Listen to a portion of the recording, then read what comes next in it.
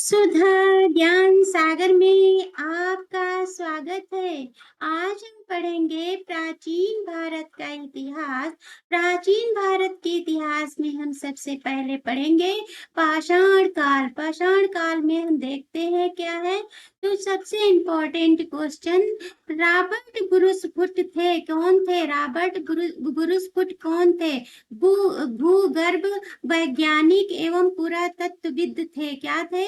भूगर्भ वैज्ञानिक एवं पुरातत्वविद थे। यही दोनों याद कर लीजिए ठीक से। यही पूछा जाता है कि रॉबर्ट ब्रूस कौन थे।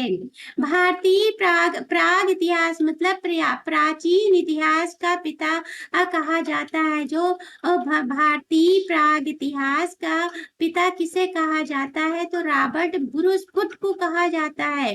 कोपेनहेगन संग्रहालय की सामग्री से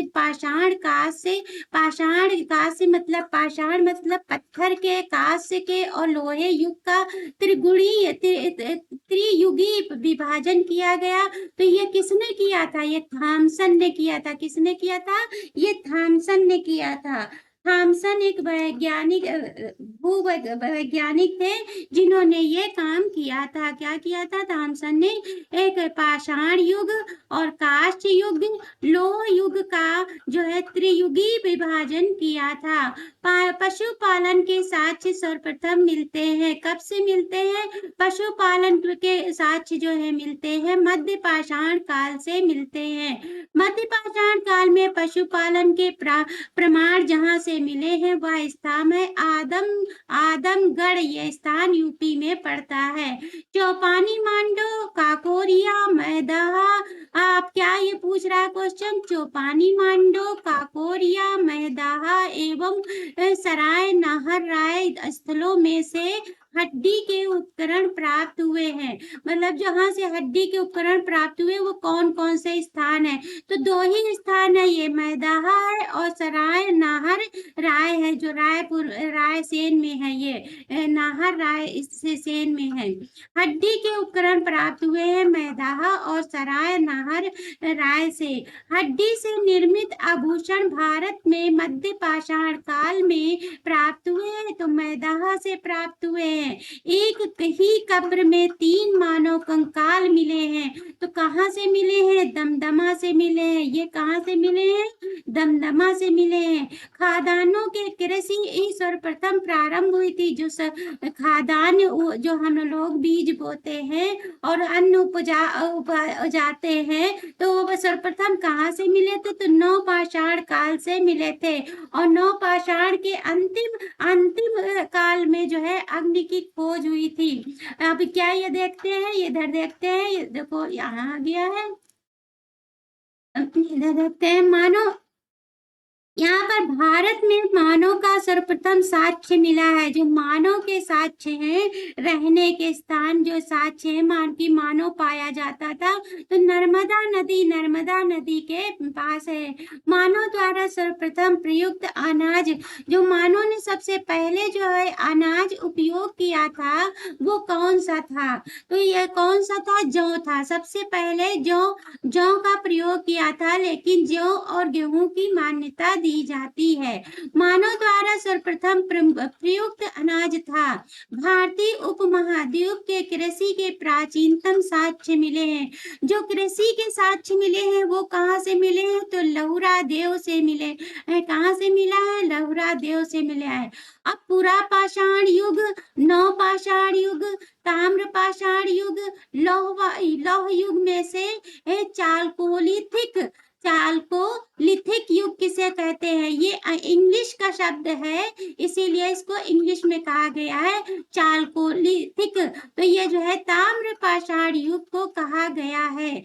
आमरी, मेहरगढ़ और कोट दीजी तथा कालीबंगा में से वह पुरा स्थल का मतलब जो होता है पुराना, पुरा स्थल का मतलब होता है पुराना, जहाँ से पाषाण संस्कृति से लेकर हड़प्पा सभ्यता तक के संस्कृति के अवशेष प्राप्त हुए हैं वह मेहरगढ़ है। कहा है? मेहरगढ़ है।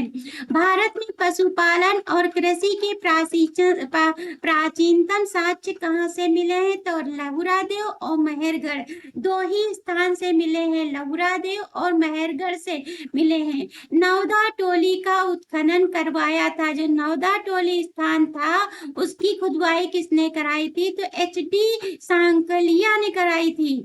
ये नवदा टोली अव्यवस्थित है। कहाँ पर है नवदा टोली? मध्य प्रदेश में है, जहाँ पर सबसे ज्यादा वन पाया जाता है, सबसे ज्यादा सोयाबीन पैदा होता है, सबसे ज्यादा बाघ पाए जाते हैं। बृहद पाषाण स्मारकों की पहचान की गई थी, मृतक को दफनाने के स्थान के रूप में की गई थी। ये जो बृहद पाषाण स्मारकों की स्मारक की पहचान की गई थी। राग का टीला, बुधिहाल, संगुन, कल्लू, कोल्डिहिवाहा और ब्रह्मगिरी में से जिस नवपाषाणिक स्थल से संबंधित है वह है तो संगन कल्लू है, नवपाषाणिक स्थल है ये। भीमबेटका तो जानते ही होंगे, गुफाओं के शैल चित्र से के लिए प्रसिद्ध है। भारत में सर्वप्रथम शैल चित्र प्राप्त किए गए थे तो भीमबेटका से सबसे ज्यादा चित्र प्राप्त किए गए थे। अजंता, भीमबेटका, बाघ, अमरावती में से वह स्थान जो प्रागैतिहासिक चित्रकला के लिए प्रसिद्ध है। तो चित्रकला के लिए प्रसिद्ध है भीमबेटका। क्या प्रसिद्ध है? चित्रकला के लिए भीमबेटका ही प्रसिद्ध है। भीमबेटका प्रसिद्ध है। भीमबेटका की गुफाएं जो है कहाँ मिलती है? अब्दुल्लागंज, रायसेन, मध्य प्रदेश में। अभी हमने पिछला बताया ना, मेहरगढ़ कहाँ पाया जाता है? वो पाया जाता है रायगढ़ में, रायसेन में पाया जाता है ना। तो गैरिक मृत भांड पात्र जो होते थे ओ और सी और पी ऐसे कभी कभी दे देते, कभी कभी ऐसे लिख के दे देते। जो गैरिक मतलब मिट्टी के जो मृत भांड होते थे उनका नामकरण हुआ था। मतलब कहाँ पर हुआ था, किस स्थान पर उनका नामकरण रखा गया था? तो हस्तिनापुर में रखा गया। हस्तिनापुर तो महाभारत की रचना में देखा ही होगा सब लोगों ने। ताम्रपाषाण काल में महाराष्ट्र के लोग मृतकों को घर के फर्श के नीचे दफनाते थे। तो कैसे दफनाते थे? उत्तर से दक्षिण की ओर, मतलब सिर उत्तर की तरफ करते थे और दक्षिण की ओर पैर करते थे। मतलब मान लीजिए ये हमारा नक्शा है, जैसे हमने ये बनाया नक्शा यहाँ पर, तो ये उत्तर हो गया, यहाँ पर ये उत्तर हो गया और ये दक्षिण हो गया। तो ऐसे दफनाते थे, ऐसे ऐसे करके यहाँ दफनाते थे। क्या दफनाते थे? मृतक को दफनाते थे, उत्तर से दक्षिण की ओर दफनाते थे। ब्रह्मगिरी, बुर्जहोम, चिरान, मास्की में से वह स्थान जहाँ से मानव कंकाल, साथ कुत्ते के कंकाल भी समाधान में प्राप्त हुए हैं। तो ये बुर्जहोम में है और ये कश्मीर में है। बुर्जहोम कहाँ पर है? कश्मीर में है, जो जहाँ पर गड्ढे पाए गए हैं। बुर्जहोम अब देखते हैं, बुर्जहोम के ही विषय में देखते हैं। बुर्जहोम, कोल्हिवा, ब्रह्मगिरी, संगन कुल्लू के में से एक गर्द आवास के कहाँ साक्ष्य पाए गए हैं? तो ये पाए गए हैं बुर्जहोम से। ये बहुत ही इंपॉर्टेंट सारे क्वेश्चंस हैं और ये प्रैक्टिस सेट ही है। बिंद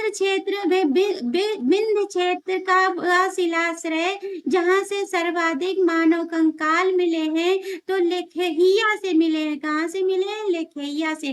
भारतीय पुरातत्व सर्वेक्षण, संस्कृति, पर्यटन, आप जानते हैं पर्यटन विज्ञान और प्रौद्योगिकी तथा मानव संसाधन विकास विभाग मंत्रालयों में से संलग्न कार्यालय है। तो संस्कृति मंत्रालय का है, ये मंत्रालय का है।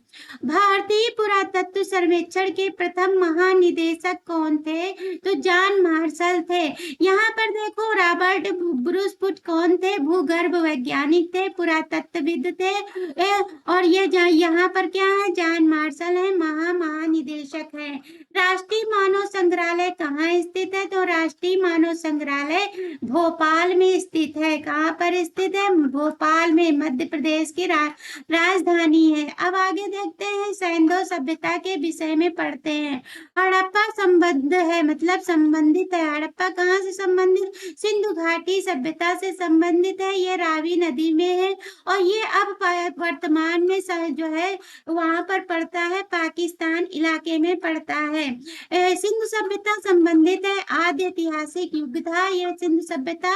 सिंधु घाटी की सभ्यता गैर आर्य थी क्योंकि आर्य नहीं थे वहां पर, वह नगरीय सभ्यता थी।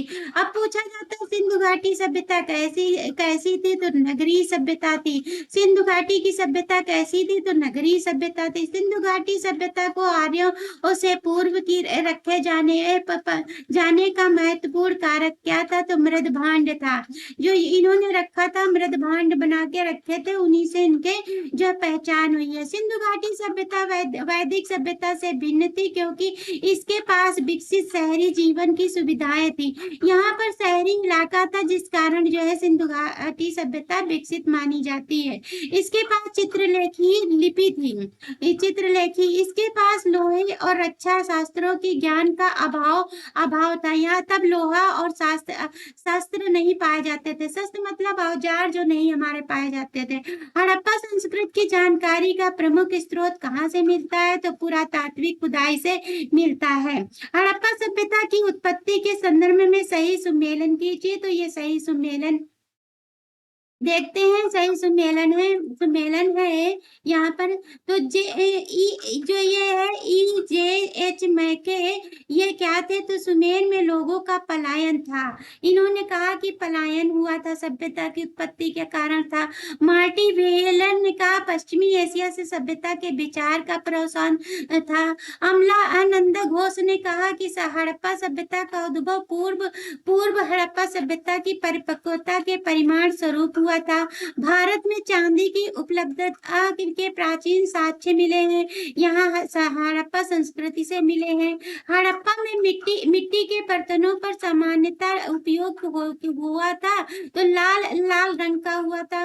मूर्ति पूजा का आरंभ माना जाता है कि मूर्ति पूजा कब से प्रारंभ हुई, तो कब से माना जाता है, ये देख लीजिए कब से माना जाता है। तो ये मूर्ति पूजा जब से माना जाता है, पूर्व आर्य जो है आर्य सभ्यता से माना जाता है कि मूर्ति पूजा होने लगी थी।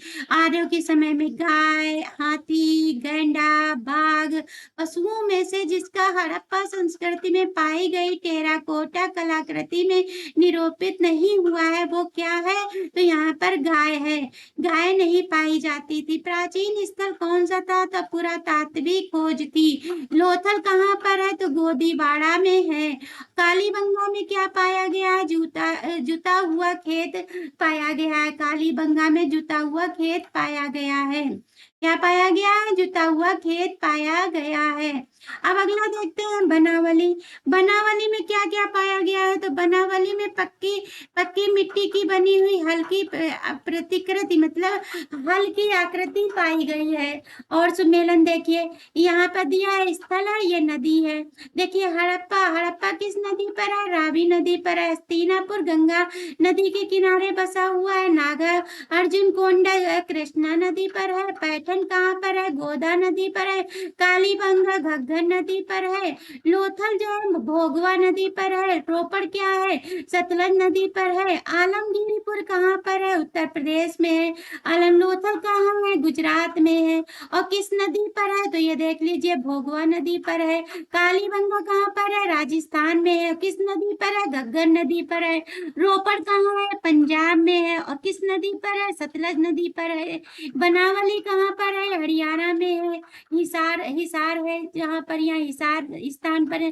दायमाबाद कहाँ पर है, महाराष्ट्र पर है। राखीगढ़ कहाँ पर है, हरियाणा हिसार में पाया जाता है। मांडा कहाँ पर पाया जाता है, जम्मू कश्मीर में है। मांडा कहाँ पर है, जम्मू कश्मीर में पाया जाता है। मांडा स्थान जो है जम्मू कश्मीर में पाया जाता है। अगला देखते हैं। अगला सम्मेलन हम देखेंगे हड़प्पा की खोज किसने की थी, दयाराम साहनी ने की थी। कब की थी, ये तो यहाँ पर दिया है 1923 से 24 दिया है, 1924-25 दिया है, परंतु वहां पर जो है लगाया जाता है तो 1922 या 1921 ही लगाया जाता है। हस्तिनापुर की खोज किसने की थी, बीबीला ने की थी। और कब की थी, 1950 से 1952 में की थी। तक्षशिला जान मार्शल ने की थी। खोज इसकी 1913 से 1934 तक की थी। कौशाम्बी की खोज किसने की थी? एनजी मजूमदार ने की थी। लोथल की वो खोज किसने की थी? एसआर राव ने की थी। सुरकोटदा की खोज जेपी जोशी ने की थी। धौलावीरा की खोज किसने की थी? जेपी जोशी ने की थी। हड़प्पा संस्कृति की सिंध में अव्यवस्थित स्थल है तो मोहनजोदड़ो है, मोहनजोदड़ो है, चंदड़ो है, और ये जो है ये मोहनजोदड़ो लिखा है, गलत लिख गया है। आमरी है, कोटदीजी है, अली मुराद है। ये चौहनदुड़ो का उत्खनन का निर्देशन किसने किया था? मतलब निर्देशन किसने किया था? जे.एच. मैके ने किया था। कालीबंगा, हड़प्पा, लोथल, आलमगीरपुर में से सिंधी सभ्यता का वह स्थान जो अब पाकिस्तान में है तो हड़प्पा में है। हमने बताया ना सिंधु घाटी सभ्यता का हड़प्पा में है। रंगपुर जहाँ पर हड़प्पा की समकालीन सभ्यता पाई जाती है वह सौराष्ट्र गुजरात में है। दगेरी एक परवर्ती एक हड़प्पी पुरातत्व स्थल है तो क्या है? पंजाब का है। हड़प्पा, मोहनजोदड़ो एवं लोथल में से सिंधु सभ्यता का वह स्थान जो भारत में स्थित है तो लोथल जो है गुजरात में है तो भारत गुजरात में भारत ही तो पड़ता है। और ये भी ध्यान रखिए सबसे ज्यादा तट रेखी जो है जो हमारा भारत है इसकी तट रेखा बनाने वाला सबसे ज्यादा इसकी ही रेखा पाई जाती है। वह हड़प्पी नगर जिसका प्रतिनिधित्व लोथल का पुरातत्व स्थल करता है स्थित था। कहाँ स्थित है? भोगवा नदी। भोगवा नदी लोथल किसके किनारे है? भोगवा नदी के किनारे है। और कालीबंगा किसके किनारे है? देखो याद रखिएगा, कालीबंगा जो है घग्गर नदी के किनारे है। रोपड़ किसके किनारे है? सतलज नदी के किनारे है। सिंधु घाटी सभ्यता का पत्तन नगर कौन सा था? तो लोथल था। ये एक बंदरगाह था। बंदरगाह कहो या पत्तन कहो ये एक ही है। कालीबंगा, रोपड़ और पाटलिपुत्र लोथल में से वह जो सिंधु घाटी की सभ्यता में संबंधित नहीं है, जो सिंधु घाटी से संबंधित नहीं है वो क्या है? पाटलिपुत्र है। ये कहाँ संबंधित है? ये उससे संबंधित नहीं है। अगला देखते हैं। अगला हमारा है सिंधु घाटी के लोग विश्वास किस पर करते थे? तो मात्र शक्ति पर करते थे। किस पर करते थे? सिंधु घाटी सभ्यता के लोग तो मात्र शक्ति पर करते थे। सिंधु घाटी की सभ्यता के लोग थोड़ा एक सेकेंड रुकिए जो है। और सिंधु घाटी के लोग पूजा किसकी करते थे? तो पूजा करते थे मातृ देवी की। देखे नीचे दिया भी है, मातृ देवी की पूजा करते थे। मातृ देवी की पूजा करते थे। किसकी पूजा करते थे? मातृ देवी की करते थे। सिंधु घाटी के लोग जो है विश्वास करते थे तो मातृ शक्ति पर करते थे। सिंधु घाटी के लोग भी पूजा करते थे तो मातृ देवी की करते थे। पशुपति की लिंग एवं योनि की करते थे। पशुओं की करते थे। नाग की करते थे और वृक्षों की करते थे। और जो उनके लिए जो है क्या होता था? सिंधु घाटी की सभ्यता के लोग जो है करते थे पूजा पाठ करते थे। तो वो जो है इस वजह से करते थे क्योंकि जो अगर जल इंद्र के द्वारा जल मिलता था तो इंद्र की पूजा होने लगी। और आग की पूजा आग से मिलते थे तो आग की पूजा होने लगी। इसी तरीके से ये लोग सारे जो है पूजा पाठ करने लगे थे। अगला देखते हैं। अगला हमारा है सिंधु घाटी सभ्यता को खोज निकालने में जिन दो भारतीयों का नाम जुड़ा है वो कौन थे? तो सिंधु घाटी सभ्यता के तो ये तो जानते हैं, राखाल दास बनर्जी। मोहनजोदड़ो की खोज की थी दयाराम साहनी। हड़प्पा की खोज की थी very very important, most important. और ये समझ लीजिए आना ही आना है इस क्वेश्चन को। और सिंधु सभ्यता के बारे में सत्य क्या है? तो नगरों में नालियों की सुदृढ़ व्यवस्था थी। मतलब नालियां कैसी थी? पक्की बनी हुई थी। सिंधु घाटी सभ्यता के लोग व्यापार और वाणिज्य उन्नत दशा में था। अच्छी पोजीशन उनकी थी। मातृ देवी की उपासना की जाती थी सिंधु घाटी सभ्यता में। ऐसे पहले पूछा जाए कि सिंधु घाटी सभ्यता की सत्तात्मक कैसी थी? सत्ता कैसी थी? तो मात्रात्मक सत्ता थी। कैसी थी? मात्रात्मक सत्ता थी। सिंधु घाटी सभ्यता जानी जाती थी तो अपने नगर नियोजन के लिए और मोहनजोदड़ो और हड़प्पा के लिए जानी जाती थी। किसके लिए जानी जाती थी? हड़प्पा के लिए ये जानी जाती थी। अगला देखते हैं। अगला हम जो है देखते हैं हड़प्पा का उत्खनन करने वाले प्रथम पुरातत्वविद जो इसके महत्व को नहीं समझ पाया था। नहीं, एक कनिंघम थे जो ये जो है महत्व को समझ नहीं पाए थे। आर डी बनर्जी और के एन दीक्षित, एम एस वत्स और बी एम स्मिथ में से वो जो हड़प्पा और मोहनजोदड़ो के उत्खनन से संबंधित नहीं थे। मतलब ये दोनों स्थान जो है ये किससे संबंधित नहीं थे? तो बीए जो ये बीए थे कहाँ पर है? यहाँ पर, यहाँ बीए स्मिथ थे, तो इनसे संबंधित नहीं है ये स्थान। सर्वप्रथम मानव ने जिस धातु का उपयोग किया था वो क्या था? तो तांबा था। क्या था? तांबे का प्रयोग किया था सर्वप्रथम। हाथी दांत का पैमाना हड़प्पी संदर्भ में मिला है तो लोथल से मिला है। अब लोथल से मिला है, लोथल क्या है? कि लोथल जो है बंदरगाह था और ये कहाँ पर है? राजस्थान में है। और ये जो है किस नदी पर है? तो ये जो है ये भोगवा नदी पर है, ये भी याद रखिएगा। ये देखिए इधर दिया भी है, कहाँ पर दिया है? ये देखिए लोथल गुजरात में है, राजस्थान में है या गुजरात में है। और ये जो है ये है ना। हड़प्पा कालीन स्थलों में से अभी तक जिस धातु की प्राप्ति नहीं हुई है वो क्या है? लोहा। अब पूछा जाए हड़प्पा में लोहा नहीं पाया जाता था, लोहा उस समय नहीं था, गाय भी नहीं थी। आलमगीरपुर, लोथल और मोहनजोदड़ो तथा बनावली में से वह स्थान जो घग्गर उसकी सहायक नदियों की एक घाटी में स्थित है तो क्या है? बनावली है, बनावली स्थित थी। अब ये सही कथन देखो, सही कथन है मोहनजोदड़ो, हड़प्पा, रोपड़ और कालीबंगा। ये मोहनजोदड़ो, हड़प्पा, रोपड़, कालीबंगा। कालीबंगा किस नदी पर है? कालीबंगा अभी हमने पढ़ा राजस्थान में है। कालीबंगा किस नदी पर है? तो घग्गर उस पर है। कालीबंगा जो है घग्गर नदी, हाँ घग्गर नदी पर है। और रोपड़ सतलज नदी पर है। हड़प्पा रावी नदी पर है। ये सही सो मोहनजोदड़ो सिंधु घाटी सिंधु नदी पर है। ये प्रमुख स्थल है। हड़प्पा के लोगों ने सड़कों तथा नालियों के जाल के साथ नियोजन शहरों का विकास किया था। यहाँ की पक्की नालियां थी, पक्की सड़क थी। हड़प्पन संस्कृति के संदर्भ में शैल कृति स्थापत्य के प्रमाण मिले हैं तो धौलावीरा से मिले हैं। कहाँ से मिले हैं? धौलावीरा से। और धौलावीरा जिस राज्य में है वो क्या है? गुजरात में है। वह हड़प्पी नगर जो तीन भागों में बटा हुआ है। जो एक हड़प्पी नगर है, हड़प्पा का नगर है, वो कौन से भागों में? 3 भागों में बटा हुआ है। हड़प्पा धौलावीरा 3 भागों में बटा हुआ है। अब यहाँ पर देखिए उन्नत जल प्रबंध व्यवस्था का साक्ष्य मिला है तो धौलावीरा से मिला है। जो जल के कुएं के साक्ष्य मिले हैं धौलावीरा से मिले हैं। कुंतासी, धौलावीरा, लोथल और कालीबंगा में से वह स्थल जहाँ से एक द्विसव संकर डबल बरियल का प्रमाण मिला है तो लोथल और कालीबंगा से मिला है। हड़प्पन स्थल सनौली के सभी हाल में उत्खननों से प्राप्त हुआ है तो मानव समाधान प्राप्त हुए हैं। वस्त्रों के लिए कपास की खेती की जाती थी। अब सिंधु घाटी सभ्यता में क्या था? वस्त्रों के लिए जो है कपास की खेती की जाती थी, वो भी भारत में होती थी कपास की खेती। सिंधु घाटी सभ्यता इस समय जो है वहां पर है पाकिस्तान में, लेकिन ये तब भारत में था। जब बंटवारा हुआ तो वो पाकिस्तान में चला गया। सिंधु घाटी सभ्यता के संदर्भ में सही कथन दीजिए तो वह मुख्यतः लौकिक सभ्यता थी। कैसी थी? लौकिक सभ्यता थी और धार्मिक तत्व थे उसमें। यद्यपि उपस्थित था, वर्चस्वशाली नहीं था, ज्यादा वर्चस्व नहीं था।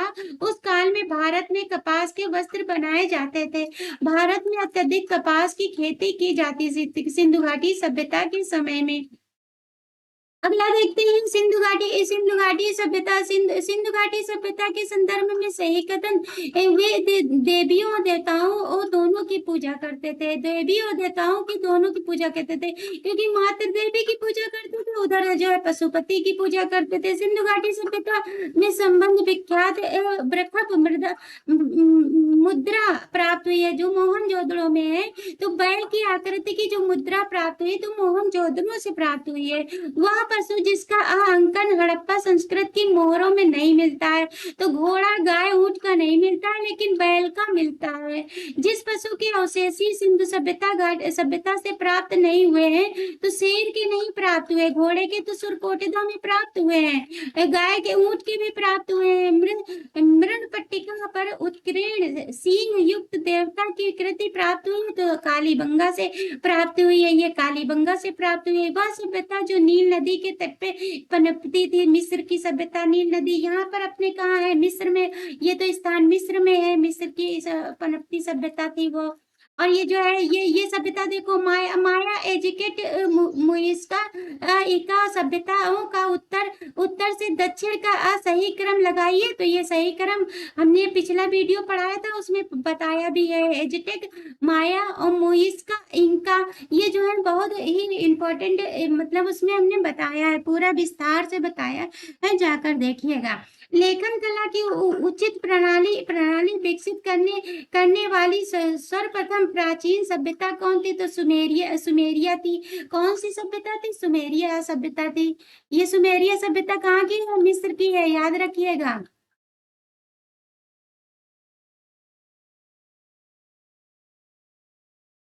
वैदिक काल में देखे थे, वैदिक काल, वेदों की रचना हुई वैदिक काल। आर्य शब्द इंगित इंगित है तो कुछ श्रेष्ठ वंश के लिए। आर्य किसको कहा जाता है? श्रेष्ठ वंश कहा जाता है। क्लासिकी संस्कृति में आर्य शब्द का क्या अर्थ था? तो एक उत्तम व्यक्ति, एक उत्तम व्यक्ति। सबसे पुराना वेद कौन सा है? तो आपको याद होना चाहिए इसको। सबसे पुराना वेद जो है ऋग्वेद है। कौन सा वेद है? ऋग्वेद है। सबसे पुराना वेद कौन सा है? तो ऋग्वेद है। ऋग्वेद की महिमा बहुत सारी है, ऋग्वेद की महिमा। अगला देखते हैं, सबसे पुराना जो है वेद कौन सा है? ऋग्वेद है। त्रि नाम से प्रसिद्ध है, तो तीन वेदों को यहाँ पर त्रि लिखा है, त्रिवेदी कहा जाता है। ऋग्वेद, यजुर्वेद, सामवेद का जो है था, और जो है वो कौन सा वेद है? अथर्ववेद, जो बाद में जोड़ा गया, इसलिए इनकी जो है संख्या त्रिवेद बताई गई है। वह वैदिक ग्रंथ जिसमें वर्ण शब्द का सबसे पहले नामोल्लेख मिलता है। जो हमारे जो है समाज में 4 वर्णों की व्यवस्था की गई है, ब्राह्मण, क्षत्रिय, वैश्य और शूद्र। तो इनकी जो है कहाँ मिलती है? तो ऋग्वेद की 10वीं मंडल से मिलती है। कहाँ से मिलती है? ऋग्वेद की 10वें मंडल से मिलती है। आगे दिया भी होगा। वर्ण व्यवस्था में संबंधित पुरुष सूक्ति मूलतः पाया जाता है। जो पुरुष सूक्ति है कहाँ पर पाया जाता है? तो ऋग्वेद में पाया जाता है। अब देखिए यहाँ पर सुमेलित है। अर्थवेद क्या पाया जाता है? औषधियों से भरा हुआ है, जादू टोना इसमें है, औषधि पाई जाती है। औषधियां जो हमारे यहाँ बनती है, तो क्या बनती है? अथर्ववेद से बनती है। और ऋग्वेद में क्या है? ऋग्वेद में जो है ईश्वर की महिमा है, गायत्री मंत्र का इसी से उपयोग किया गया है। यजुर्वेद में क्या है? बलिदान विधि है, जो बलिदान यज्ञ वगैरह होते हैं। सामवेद क्या है? संगीत है, सामवेद संबंधित संगीत से है। तो ऋग्वेद क्या है? स्तोत्र एवं प्रार्थनाएं हैं, स्त्रोत का संग्रह है, मंत्रों का संग्रह है, क्या है? ऋग्वेद है। और यजुर्वेद में क्या है? स्त्रोतों एवं कर्म कांड का वर्णन है। सामवेद में क्या है? संगीत में जो है दिखाया गया है। अथर्ववेद में क्या है? तंत्र मंत्र व वशीकरण बताया गया है। अभी हमने बताया ना कि इसी में सारे जंतर मंत्र होते हैं अथर्ववेद में।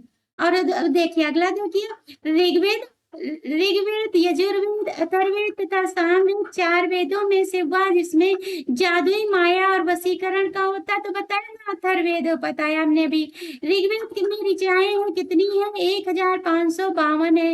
ऋग्वेद में मंडल है तो 10 मंडल है, 1 2 3 4 5 ऐसे करके हैं। और वेद और ब्राह्मण जो है गाता, मतलब जो होता है इनका, ऋग्वेद का तो इतरे ब्राह्मण होता है, इतरे ब्राह्मण है। और जो है सामवेद का क्या है? पंचविश है। अथर्ववेद का क्या है? गोपद है। यजुर्वेद का क्या है? शतपथ है। ऋग्वेद का वह मंडल जो पूर्णतः सोम को समर्पित है, तो सोम को समर्पित कौन सा है मंडल? नवा समर्पित है। और 10वां मंडल क्या है? 10वां मंडल जो है 4 वर्णों की व्यवस्था की गई है। गायत्री मंडल शायद दूसरे से या तीसरे से लिया गया है, अभी हम पढ़ाते हैं इसी में। यज्ञ यज्ञ जो है यहाँ पर देखिए, यज्ञ यज्ञ जो है आगे बढ़ा लेते हैं, थोड़ा रुकिए। हाँ, अब ठीक है। ये देखिए, यज्ञ जो है, यज्ञ संबंधित विधि विधानों का पता चलता है। जो यज्ञों का हमारी जानकारी किससे मिलता है, तो यज्ञों की जानकारी यजुर्वेद से। देखिए यहाँ भी यज्ञ या से दिया है, तो यहाँ भी या से दिया है, तो इसे याद कर लीजिए कि यज्ञ से, यज्ञ के वर्णन जो है यजुर्वेद से मिलता है। यजुर्वेद, सामवेद, अथर्ववेद और जो है में से वह जिसका संकलन ऋग्वेद पर आधारित है। तो ऋग्वेद पर सामवेद आधारित है, सामवेद है आधारित है। तक्षशिला, अतरंजी खेड़ा, कौशाम्बी, हस्तिनापुर में से वह स्थल जिसकी खुदाई लौह धातु के प्रचलन में प्राचीनतम प्रमाण मिले हैं। तो अतरंजी खेड़ा में जो है लोहे के साक्ष्य पाए गए थे। उपनिषदों का मुख्य विषय है दर्शन है। उप विषय क्या है उनका, तो दर्शन है उपनिषदों का। अब देखिए, ऋग्वेद परवर्ती संहिताएं, ब्राह्मण तथा उपनिषद में से वैदिक साहित्य जिसमें मोक्ष की चर्चा मिलती है। तो उपनिषदों में हमारे मोक्ष की जो है चर्चा मिलती है। मोक्ष शब्द का सबसे पहले उल्लेख किसमें था, तो सबसे पहले श्वेताश्वर उपनिषद में था। अध्यात्म ज्ञान के विषय में नचिकेता और यम का संवाद जिस उपनिषद में प्राप्त होता है वह कंठोपनिषद है। कंठोपनिषद है। उपनिषद काल के राजा अश्वपति शासक थे, तो कैकेयी के शासक थे ये।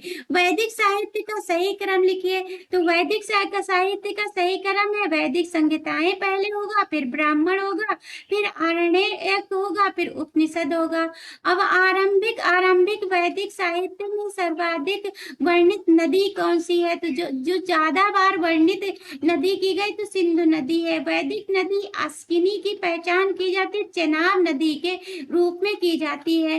ऋग्वेद में जिन नदियों में उल्लेख अफगानिस्तान के साथ आर्यों के संबंध का सूचक है वह है कुंभा नदी, क्रमु नदी और कुभा नदी।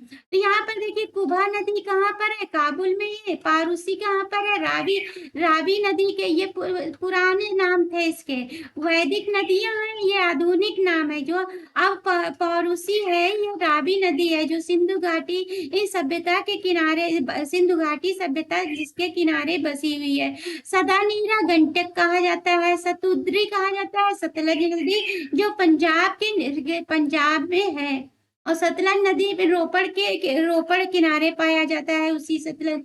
रित का मतलब देखते हैं, भारत की प्राचीन वैदिक सभ्यता के एक केंद्रीय विचार को चित्रित करते हैं। इस संदर्भ में सत्य एक कथन क्या है, सत्य कथन क्या है, इस कथन में सत्य कथन क्या है, क्या हो सकता है सत्य कथन, सत्य कथन क्या हो सकता है, बताइए कि सत्य कथन क्या हो सकता है। तो देखिए, रित मूलभूत नैतिक विधान था जो सृष्टि और उसमें अंतर्निहित सारे तत्वों के क्रियाकलापों को संचालित करता था। अब क्या करता था, संचालित करता था। वैदिक देवताओं में से उनका पुरोहित माना जाता था। जो वैदिक देवता थे वो किसको पुरोहित मानते थे, तो बृहस्पति को पुरोहित मानते थे, गुरु मानते थे। वही चीज है।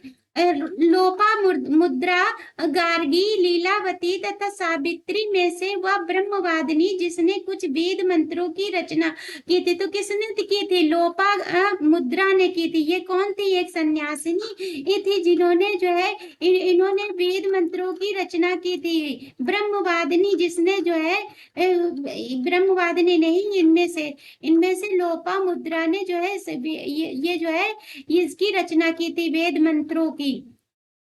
ऋग्वेद काल में निष्क शब्द का प्रयोग हुआ है। निष्क शब्द का प्रयोग हुआ है। एक जो है स्वर्ण आभूषण होता था, किंतु परवर्ती काल में उसका प्रयोग सिक्का हुआ है। वहां पर जो है सोने के सिक्के के रूप में हुआ है। क्या हुआ है, सोने के सिक्के के रूप में हुआ है। ऋग्वैदिक काल में निष्क आभूषण गले का होता था, जो गला हमारा है पहनने के रूप में उसको किया जाता था निष्क। और 14वीं सदी में पूर्व का बोगज कोई अभिलेख जो महत्वपूर्ण है, क्योंकि यहाँ पर से प्राप्त अभिलेखों में से वैदिक देवताओं और देवियों का नामोल्लेखित प्राप्त हुआ है। देवी देवताओं के यहाँ पर नाम पाए गए हैं, इसलिए जो है ये विख्यात है। क्या विख्यात है? इसीलिए ये प्रचलित है। अगला देखते हैं अभिलेखों में से वह जो ईरान से भारत में आटे के आने की सूचना देता है। जब भारत में ईरान से ये भारत में आए तो उसका लेख कहाँ पर मिलता है? तो बोगज कोई एक अभिलेख है उसमें मिलता है। शंकराचार्य एनी बेसेंट विवेकानंद बाल गंगाधर तिलक में से वह जिसने आर्यों के आदि देश के बारे में बताया है। तो बाल गंगाधर तिलक ने बताया है। किसको बताया है? शतपथ ब्राह्मण में से उल्लेखित राजा विदेह माघो से संबंधित ऋषि थे। तो ऋषि कौन से थे? तो ऋषि गौतम रावगढ़ थे। उत्तर वैदिक काल में आर्य संस्कृत का धुर समझा जाता था। जो आर्य संस्कृत का था, धुर मतलब केंद्र समझा जाता था। तो वो कौन सा है केंद्र समझा जाता था? तो ये केंद्र था जो है कुरु केंद्र समझाता था। पांचाल ये राज्य थे उस समय के। गोत्र शब्द का प्रयोग सर्वप्रथम कहाँ मिलता है? तो ऋग्वेद से एक गोत्र शब्द का मिलता है। ऋग्वेद ज्यादा ही यूज में प्रयोग में लाया गया था। अगला देखते हैं। अगला है हमारा गोत्र प्रथा की स्थापना हुई थी तो उत्तर वैदिक काल में हुई थी। हम पढ़ कौन से रहे हैं? हम पढ़ रहे हैं वैदिक काल, फिर उत्तर वैदिक काल होगा। पूर्व वैदिक आर्यों का धर्म प्रमुखता था, तो प्रकृति पूजा और यज्ञ करते थे। ऋग्वेद काल में जनता मुख्यतः विश्वास करती थी, तो बलि एवं कर्म कांड में विश्वास करते थे, जो यजुर्वेद में उसमें दिया है। यजुर्वेद में नहीं, यजुर्वेद में दिया या अथर्ववेद में दिया है। ऋग्वेद में उल्लेखित प्रसिद्ध 10 राजाओं का युद्ध लड़ा गया था, तो पारूसी नदी के किनारे लड़ा गया था। जो ये इसका आधुनिक नाम क्या था? तो सिंधु नदी था। सिंधु नदी, सरस्वती नदी, पितेस्ता नदी, यमुना नदी में से वह नदी जिसे ऋग्वेद माते तमा, देवी तमा, नदी तमा के रूप में संबोधित किया गया। ये जो कौन सी नदी है जिसको माते तमा, देवी तमा और नदी तमा कहा गया है? तो ये सरस्वती नदी है, जिसको इन नामों से संबोधित किया गया है। किन किन नामों से? अभी बताया आप लोगों को किस नामों से करा गया है। ऋग्वेद आर्यों के पंचजन से थे। यदु, इनको याद कर लीजिए, ये पंच थे, आर्य पंचजन थे, 5 लोग थे। तो द्रुमु, पुरु, अनु, तुर्वसु, ये जो थे 5 आर्यों के पंचजन थे। प्राचीन काल में आर्यों के जीविका उपार्जन का मुख्य साधन था शिकार था।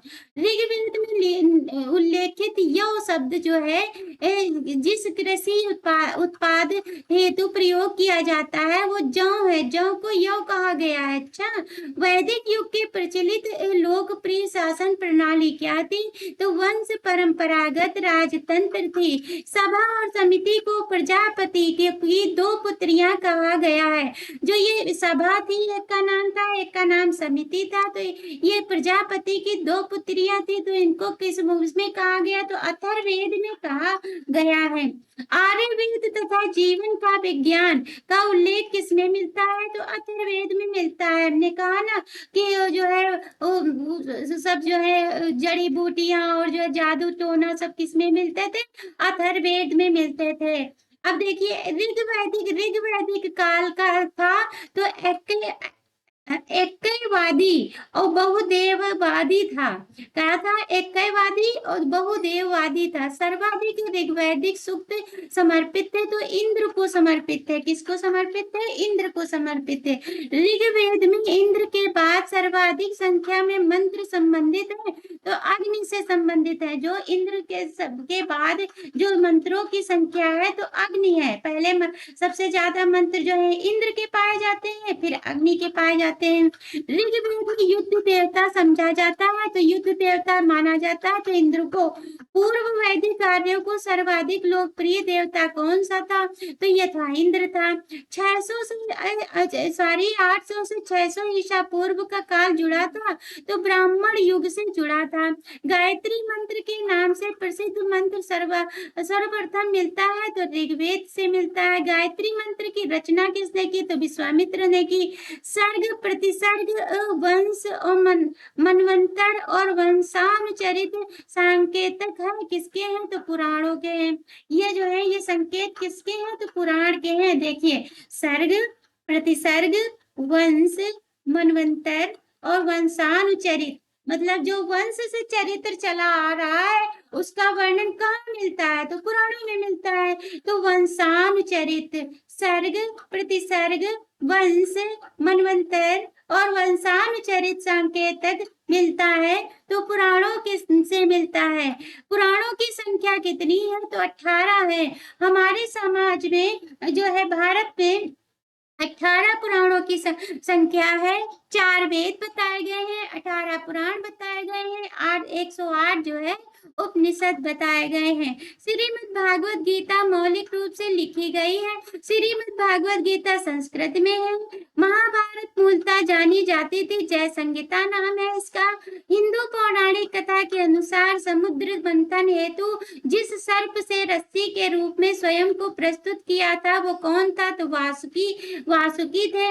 वासुकी एक सर्प थे जिनका नाम था वासुकी। एक सर्प था जिसका नाम वासुकी था। अछूत की अवधारणा स्पष्ट रूप से उदित हुई थी। जो अछूत धर्म है, धर्म शास्त्र के समय से सत्यमेव जयते शब्द लिया गया है, तो मुंडक उपनिषद शब्द से लिया गया है। मतलब उपनिषद एक हमारा मुंडक नाम का उपनिषद है, उससे सत्यमेव जयते लिया गया। और वैसे तो देखा जाए अशोक चक्र से लिया गया हमारा सत्यमेव जयते। सत्यकाम जबाल की कथा, सत्यकाम जबाल की कथा जो अनब्याही माँ होने के लांछन को चुनौती देती है, वो क्या है? छंदोग उपनिषद एक था जिनमें इनका वर्णन मिलता है। ऋग्वेद की मूल लिपि थी। ऋग्वेद की मूल लिपि क्या थी? ब्राह्मी थी। वैदिक कर्म कांड में होता क्या का संबंध होता है? ऋग्वेद को जो पढ़ता है, जो सुनाता है गाकर, उसे होत्र या होता कहते हैं। और अवेस्ता या ऋग्वेद में समानता है, तो अवेस्ता संबंधित है ईरान से। ये ईरान से संबंधित है और ऋग्वेद तो भारत का है, ये तो आप जानते ही हैं। वैदिक काल में अगन्य किसे कहा जाता था? तो गाय को अगन्य कहा जाता था। जिसे मारा नहीं जा सकता वो अगन्य कहा जाता था। ऋग्वैदिक काल के प्रारंभ में महत्वपूर्ण मूल्यवान संपत्ति समझा जाता था। जो ऋग्वैदिक काल था तो वो लोग जो है अपनी संपत्ति गाय को समझते थे। किसको समझते थे? गाय को समझते थे। अगला देखते हैं हम। प्राचीन भारतीय समाज के प्रसंग में कुल, वंश, कोश तथा गोत्र शब्दों में से वह शब्द जो शीर्ष 3 के वर्ग का नहीं है, तो कोश नहीं है। क्या नहीं है? कोश नहीं है। संस्कारों की संख्या क्या है? हमारे यहाँ 16 संस्कार होते हैं जिनका वर्णन दिया है। अच्छा, जीव का उपार्जन हेतु वेद वेदांग पढ़ाने वाला अध्यापक कहलाता है, उपाध्याय कहलाता है। जो जीव को उपार्जन मतलब जीवन के, जैसे हम लोग अपना जीवन जीने के लिए कमाते हैं ना, हमारे पेरेंट्स कमाते हैं तो हम अपना जीवन चलाते हैं, वही जीव को उपार्जन कहा जाता है, उसे ही कहा जाता है। अब अगला हम पढ़ेंगे बौद्ध धर्म। बौद्ध धर्म का हम पढ़ेंगे। बौद्ध धर्म को हमने थोड़ा सा ही यहाँ पर लिया है पीडीएफ में, और आगे दूसरी जो हमारी पीडीएफ होगी उसमें जो है इनका वर्णन पूरा मिलेगा। गौतम बुद्ध का जन्म कहाँ हुआ था? तो ये 563 ईस्वी में हुआ था। ये कब हुआ था, मतलब कब हुआ था? बुद्ध के जीवन की वह घटना जिसे महाभिनिष्क्रमण के रूप में जाना जाता है, तो गृह त्याग को उनको महाभिनिष्क्रमण कहा जाता है। गौतम बुद्ध की माँ संबंधित थी, कोली वंश की थी। ये जो है बुद्ध का जन्म कहाँ हुआ था? लुम्बिनी में हुआ था। गौतम बुद्ध के बचपन का नाम क्या है? सिद्धार्थ था। इनके बचपन का नाम सिद्धार्थ था। सभी लोग जानते हैं इनको, तो इतना तो जानते ही हैं सब लोग। अगला अगला देखते हैं बसाड़ स्तंभ, स्तंभ अभिलेख, निगाली सागर स्तंभ अभिलेख, रामपुरवा स्तंभ अभिलेख, रुमिनदेही स्तंभ अभिलेख में से वह एक अभिलेख जो इस परंपरा की पुष्टि करता है कि गौतम बुद्ध का जन्म लुम्बिनी में हुआ था। गौतम बुद्ध का जो प्रमाणित करता है कि गौतम बुद्ध का जन्म लुम्बिनी में हुआ है, तो लुम्बिनी जो है हुआ है, तो ये जो है क्या है? ये रुमिनदेही स्तंभ अभिलेख से हमें ज्ञात होता है कि इनका जन्म जो है लुम्बिनी में हुआ था। अशोक और एक कनिष्क, हर्ष और धर्मपाल ये राजा थे में से वह जिसके एक अभिलेख से सूचना मिलती है कि शाक्य मुनि बुद्ध का जन्म लुम्बिनी में हुआ था, तो मौर्य शासक अशोक से मिलता है। अशोक ने बहुत सारे अभिलेख स्तंभ बनवाए थे, इसीलिए उससे, और ये अनुयायी भी था। अशोक जो है बुद्ध का अनुयायी था। महात्मा बुद्ध का महापरिनिर्वाण कहाँ पर हुआ था? तो मल्ल गणराज्य की राजधानी कुशीनगर में हुआ था। महापरिनिर्वाण मतलब मृत्यु उनकी कहाँ पर हुई थी? तो कुशीनगर में हुई थी। कहाँ पर हुई थी? कुशीनगर में। अवंती, गांधार, कोसल, मगध राज्यों में से वह जिनका संबंध बुद्ध जीवन से संबंधित था, तो कौशल और मगध ज्यादातर इनके जीवन से संबंधित रहा है। किसके जीवन से? बुद्ध के जीवन से। गौतम बुद्ध द्वारा अपने धर्म में दीक्षित किया जाने वाला अंतिम व्यक्ति कौन था? तो सुबुद्ध था। हमने पढ़ाया भी है, हमारे जो है वीडियो, पिछली वीडियो उठाकर देखिए, उसमें सारा दिया हुआ है। बुद्ध ने अपनी जीवन की अंतिम वर्षा ऋतु बताई थी, तो वैशाली में बिताई थी। कहाँ बिताई थी? वैशाली में। जो भी वो उनको जो है मृत्यु, जब वो बीमार हुए तो अंतिम समय वैशाली में वो थे, और उनकी मृत्यु कहाँ हुई? कुशीनगर में हुई थी। वैशाली के कुशीनगर में हुई थी। बौद्ध मत में निर्वाण की अवधारणा की सर्वश्रेष्ठ व्याख्या करता है, तो कौन करता है? तृष्णा रूपी अग्नि का समन करता है। आलार कालाम कौन थे? तो ये बुद्ध के गुरु थे। कौन थे? ये बुद्ध के गुरु थे। कौन थे? ये बुद्ध के गुरु थे। अगला देखते हैं। अगला है महात्मा बुद्ध ने अपना पहला उपदेश धर्म चक्र प्रवर्तन जिसे कहा जाता है, ये अवश्य आता है कि महात्मा बुद्ध ने अपना पहला उपदेश धर्म चक्र प्रवर्तन जिसे कहा जाता है, वो सारनाथ में दिया था। बुद्ध ने सर्वाधिक उपदेश कहाँ दिए? तो श्रावस्ती में दिए। बुद्ध कौशाम्बी कब आए थे? तो उदयन के राज्यकाल में आए थे। बुद्ध की मृत्यु के पश्चात प्रथम बौद्ध संगीति की अध्यक्षता किसने की थी? तो महाकश्यप द्वारा की गई थी। प्रथम बौद्ध संगीति का आयोजन राजगृह के सप्तपर्णी गुफा में हुई थी। कहाँ पर हुई थी? राजगृह या गिरिब्रज भी इसको बोलते हैं। कश्मीर में कनिष्क के शासनकाल में जो चतुर्थ बौद्ध संगीति आयोजित हुई थी, उसकी अध्यक्षता वसुमित्र ने की थी। किसने की थी? वसुमित्र ने की थी। बौद्ध धर्म की महायान शाखा औपचारिक रूप से प्रकट हुई हुई थी तो कनिष्क के शासन काल में अधिक इनका जो है प्रचार हुआ था। प्रथम, द्वितीय, तृतीय एवं चतुर्थ बौद्ध संगीतियों के आयोजन स्थलों का सही क्रम लिखिए तो राजगृह पहले था, वैशाली था, पाटलिपुत्र और कुंदन वन। ये जो है ये राजगृह पड़ता है जो है पटना, पाटलिपुत्र जिसको वर्तमान में पटना कहते हैं, बिहार है।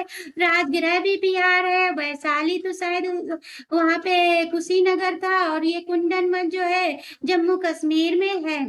कश्मीर में है। ये हम यहीं से हमारी जो है सलाह जो है पीडीएफ समाप्त होती है। प्लीज हमारे चैनल को लाइक, शेयर और कमेंट अवश्य कर दिया करें। अगर आपने कुछ भी इससे सीखा हो तो कमेंट बॉक्स में जाकर अवश्य अपने विचारों को जरूर रखें। प्लीज हमारे चैनल को लाइक, शेयर और कमेंट सब्सक्राइब अवश्य कर दिया करें। धन्यवाद।